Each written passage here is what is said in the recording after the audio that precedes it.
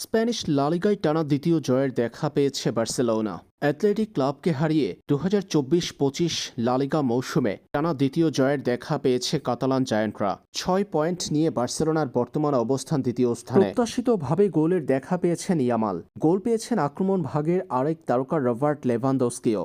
ম্যাচের শুরু থেকে শেষ পর্যন্ত বল দখলে আধিপত্য দেখানো কাতালান জায়ান্টরা আক্রমণেও ছিল এগিয়ে। ২৪তম মিনিটে ইয়ামালের গোলে এগিয়ে যায় বার্সেলোনা। ১-০ গোলে এগিয়ে থাকা দলটি অবশ্যই এগিয়ে যাওয়ার উল্লাস বেশিক্ষণ স্থায়ী ধরে রাখতে পারেনি, কারণ ম্যাচের ৪২তম মিনিটে সফল স্পট কিক থেকে সেনসিটির গোলে সমতায় ফিরে অ্যাথলেটিক ক্লাব। ১-১ গোলের সমতা নিয়ে প্রথমার্ধ শেষ করে দুই দল। দ্বিতীয়ার্ধে আক্রমণের ধার বাড়িয়েছে বার্সেলোনা। সেই ধারা বজায় রেখে ম্যাচের ৭৫তম মিনিটে রবার্ট লেভানডস্কির গোলে এগিয়ে যায় বার্সা।